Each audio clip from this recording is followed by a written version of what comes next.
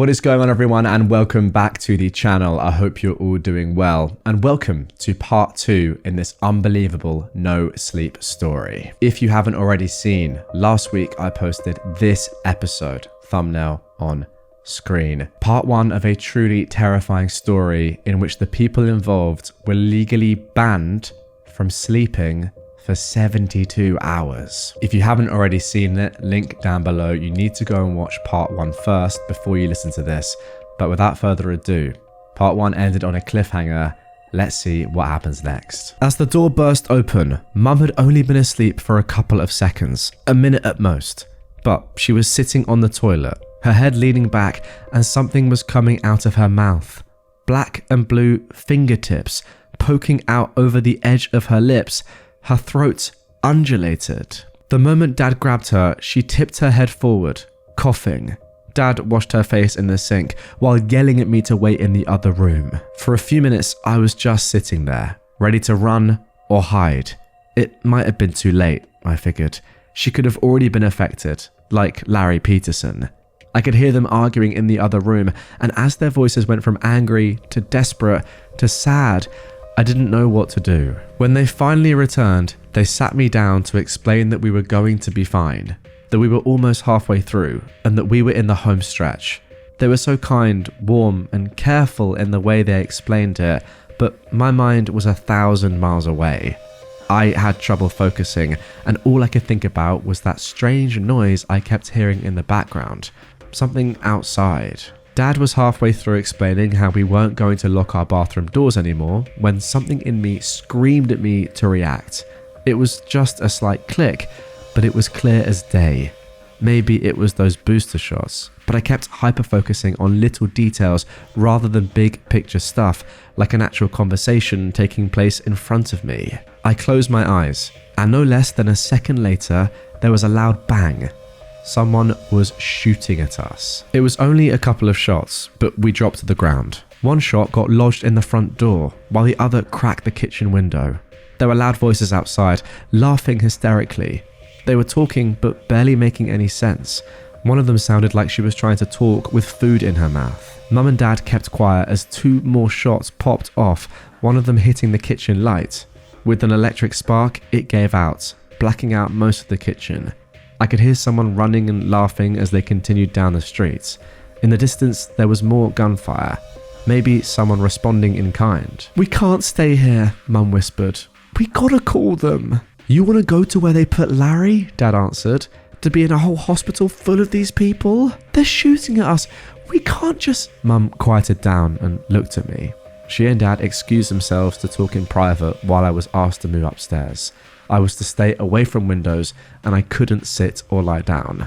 They'd be up to check on me in a bit. But of course, I was too curious. While still hearing them argue downstairs, I checked an upstairs window. I could see pretty far down the street, and in the distance, I could make out a car stalling on the side of the road. The headlights were still on, but it was surrounded by at least 6 people. 2 of them were dressed like the armed guards we'd seen earlier. It took me a while to realize there was an old man sitting in that car. I'd seen him around a couple of times, but I didn't know his name. The surrounding people were trying to crack the car windows with various weapons. Tire irons, bricks, hammers, lead pipes, whatever they could get their hands on. It didn't take them long to break through. They reached in to pull the man out. It was too far off for me to hear his screams, but I could vaguely see what they were doing. They held him down and covered his face with their hands, his eyes, his mouth, his ears, leaving only his nose to breathe through. Then they just sat there. It took me a moment to realize what they were doing. They were forcing him to sleep. After a few minutes, they let go of him. The old man slowly stood up, leaned against his car, and started to dry heave. After a while, the same blue and black goo that I'd seen from Larry Peterson started pouring out of his mouth, stopping only as he coughed up some kind of clot that could barely fit in his mouth. A clot that moved. As he straightened his back, he looked at the strange group, and they walked down the street together.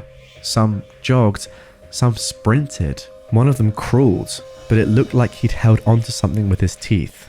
Either that or something was coming out of his mouth. Something long. As they hurried down the street, I could hear more gunfire. In the distance, coming from another way, I could see another group of people, at least a dozen, but heading in another direction, roaming gangs of sleep-deprived sick people. God knows how this thing affected them long term. When my parents were done discussing, they sat me down to explain that we were going to stay indoors and keep away from the windows, just in case. We were locking all doors and windows, closing all curtains, and not playing anything louder than necessary. We were to draw as little attention as possible. Of course, I agreed. What choice did I have? That night, I could tell things were deteriorating. Dad almost took a double dose of booster shots as he forgot he'd taken the first one, but Mum stopped him. There were no phone calls coming in. They'd stopped checking in on us. Mum even tried calling, but the line had been disconnected. The gunfire outside was further away, but more frequent. We could hear cars honking, but no sirens. Then there were fires, at least 2, somewhere downtown. We could see the smokestacks from afar. Mum wasn't doing well. She couldn't eat, and at times she could barely stay on her feet. She kept talking out loud even if no one was in the room with her, and she had to lean against things to stay upright. She couldn't keep the fiber bars down, and she walked around with her head bobbing back and forth. Dad tried his best to keep her active, but he was having trouble as well. No matter how many cold splashes he took to the face, he just couldn't stay attentive. I wasn't doing well either, but nowhere near as bad. I still had my appetite and I took my booster shots, but I could feel the side effects. My hands kept shaking and I had a nasty headache. There were these pinches down my neck like someone was shocking me with a wet battery. I'd imagined things moving just outside of my vision. I kept turning around to look at the windows as I'd started to hallucinate that they were screens. By morning, there was a new problem. Both the power and the water had been cut. There was a small lake a short walk from the house, and we had no choice but to try and get some water by hand.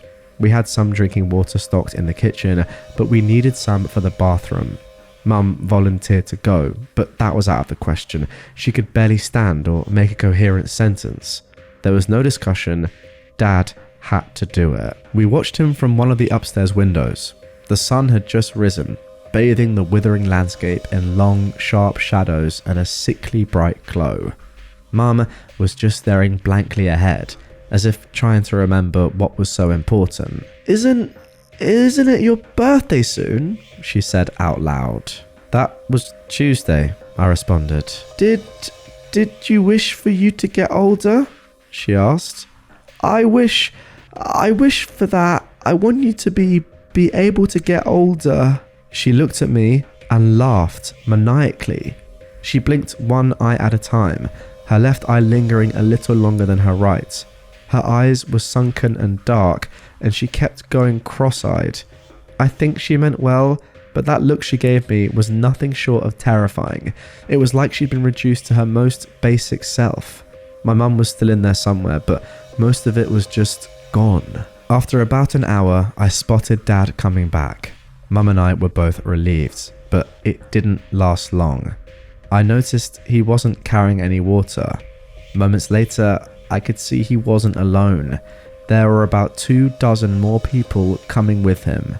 Mum didn't seem to react. She just looked out the window and nodded to herself. For a moment, she was almost falling asleep, standing up, her mouth moving up and down on its own like a bass out of water. I could see something moving in her throat. I shook her, and in a moment of clarity, she looked out the window again. As I heard something pound against the door downstairs, Mum pushed me into the closet. She ran downstairs to get the remaining booster shots and dropped it all on me, along with her wristwatch and a couple of fiber bars. Someone will come get you, she said. Just wait and stay awake. I'll try to think of something. I didn't have the time to protest before she slammed the closet shut. I could hear a key slide into the lock downstairs. Dad may have forgotten something about who he was, but he hadn't forgotten how to use the house keys. I just sat there in the dark, listening. I curled up into a ball, but I didn't want to get too comfortable. I could hear furniture being turned over, unfamiliar voices yelling obscenities or incoherent nonsense. A fight broke out, and I could hear someone throwing something. Another person ran up the stairs and into the bathroom, repeatedly kicking the bathtub. A woman screamed, then a man. There was a gunshot, followed by windows being broken. I could hear a muffled scream as if someone was held down, maybe like they did with the old man outside the night before. I must have sat there for hours. In the dark, it was hard to tell if my eyes were open or not. I couldn't tell if I was really hearing something outside or if I was just imagining it. I could hear voices and whispers, but they didn't seem to make sense. Sometimes I imagined them standing just outside my door, asking me for the cheat codes for the games I'd played. All I had to keep my waning sanity company was my mum's wristwatch, and I could barely make it out. Time passed so strangely. I could be wrapped in a thought for what felt like hours, but only minutes passed. Then I'd catch myself staring straight ahead, and 2 hours could disappear. I kept repeating the next scheduled hour for the booster shot like a mantra, but things were getting stranger. The clock would go backwards. I'd imagine someone sitting across from me, a pair of white eyes staring back at me from the dark. There were little voices telling me to go to sleep, and I found myself nodding off. I could feel something moving in me, like a hand trying to fit into a glove. I finally gave up and got out of the closet. I could barely stand as I dragged the booster shots and fiber bars along in a plastic bag. I didn't care if there was anyone downstairs. I needed to see something. I needed light or some kind of stimuli. The whole house was trashed. Every piece of furniture broken, every light smashed. There was blood spatter on the walls, and the front door was hanging on a single hinge. Every window was smashed, and our picture frames had been thrown across the room like ninja stars. But the strangest thing was an acrid smell coming from the kitchen. At first, I didn't understand what it was. It looked like a person, but there was the wrong number of limbs. After a few seconds of adjustment and trying to force myself to clarity, I realized it was a dead body. A young man with a knife sticking out of his chest splayed out on the kitchen floor. His jaw was extended and broken on one side. There was a black and blue arm reaching out of his throat, reaching upwards to grab his own head. Something in me stirred. Something in me didn't like what I was looking at, and I wasn't sure if it was me or something else. I tried to push it down with a fiber bar, which strangely worked. I made my way outside in a daze. I didn't know what to do. Part of me wanted to find my parents, another part of me wanted to get out of town. I wanted to look for a bike, or just start walking, or catch a bus. Of course, there were no buses to catch, but my sleep-deprived mind couldn't separate fact from fiction anymore. That entire night was one long living nightmare. I kept imagining things coming out from the dark. I could hear voices telling me to turn around, to stop, to run, all at once, and none at all. I could barely keep my balance, and stopping even for a moment would send me straight to sleep. I had to keep going. I even took an extra booster shot, which just gave me this sharp joint pain and made me sweat. I could tell I'd done something stupid. I took a shortcut through the park. I could see faces coming out of the trees. I saw a man lying face down on the gravel path, being pulled forward by an arm coming out of his mouth. I saw a man out by the lake, repeatedly slapping his arms against the cold water surface like a manic child trying to get as high a splash as possible. Some of it was real, some of it wasn't. I couldn't tell which was which. Not anymore. When I finally reached downtown, I saw at least 24 people gathered outside a burning building. All of them with black and blue arms reaching out of their mouths, stretching towards the flames as if slowly wafting air towards them. Like human kelp moving against an invisible current, they leaned back and forth in unison, praising whatever chaos they'd caused without a word or sound. And yet I could hear them, welcoming me, beckoning me, all voices unique, carried to me by an unfelt wind. "Come closer," it begged. "You belong here." I turned away, and the voices grew louder, desperate, screeching, demanding my attention, my devotion. Some of them coming from outside, some of them coming from the rumble of my stomach. "It's already here," it laughed. "It'll never go away. It'll never sleep. It'll never stop." Hands reached for me, a face in every window. Voices reaching from beneath the concrete. Gunfire, broken windows, glass cracking under my rubber boots as I shuffled past burnt-out cars. It was dark, then bright, then dark again. And at some point, I succumbed. I felt concrete against my cheek, but I couldn't bring myself to get up. My legs wouldn't move. My eyes wouldn't open. Yes, the voices laughed. Come to us. Come burn with us. And then, darkness.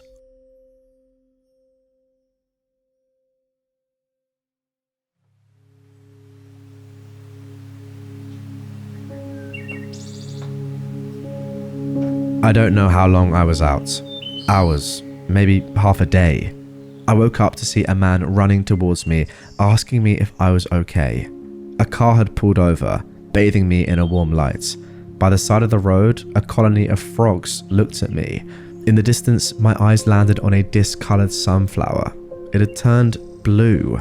Strange how you don't notice the most obvious changes until they stare at you in the face. Turns out, exposure had happened at least 6 hours earlier than the man with the clipboard had predicted, and I'd been awake long enough for most of the effect to pass through my system. I was found unconscious by the side of the highway, about 9 miles from my house. While I did have an uncomfortable, dreamless sleep, the effects it had on me were nowhere near as bad as what had happened to most of the neighborhood. I'm sure you've heard of it. Riots, they called it. Just another mess up in a low-income area. I don't even think it reached national news. Some of the people who succumbed to it early got permanent brain damage. Larry Peterson was never the same, but it was hard to tell if it was because of the emotional trauma or the sleep thing. Either way, he had to have a nurse come look after him a few times a week for the rest of his life. Mum and Dad weren't completely unharmed either. Mum developed some kind of narcolepsy after that night, spontaneously nodding off at the most inopportune times. Dad lost his sense of taste and smell. To this day, they're having a hard time explaining what exactly they experienced. To them, it was just like going to sleep and having the most horrible nightmare, only to wake up in a hospital bed. Sometimes I wonder if I did fall asleep. Some of the things I saw were so strange that there was no way to tell if they were real or not. I vividly remember that scene of hands waving back and forth outside that burning building downtown. It had to be real. That building really did burn. As you might imagine, I have a hard time looking back at this. Thinking too much about it gives me this icy feeling in the pit of my stomach, like a small part of me believes that this is all just a big nightmare, that I'm still just a clock tick away from waking up in that closet with someone standing just outside, waiting for me. Or maybe it's something inside of me, still waiting to grab the reins. Maybe it's just a night away. And there we go. That is the end of the story. Wow. Honestly, guys, I had goosebumps throughout quite a lot of that. That was brilliant. I really enjoyed that. Phenomenal stuff. It reminds me a lot of books, kind of horror books that I used to read as a kid that I really liked from people like Anthony Horowitz. There was also a book, I think it was called The Plague, a series of books. I think it's called The Plague, which this really reminded me of. Phenomenal stuff. Actually, let me look that up. No, it was called The Enemy by Charlie Higson. That's what it's called. It's a series of books and it's great. I think it is for children or for teens, but I mean, if you are a teen listening to this, you've got to read that. That series is great, and it really reminded me of that series. I mean, to be fair, this story, if nothing else, has given a very literal definition to the subreddit r/NoSleep. Phenomenal. But hey, I guess all that's left to say is if you see a colony of frogs randomly on your road or a blue sunflower, then yeah, good luck.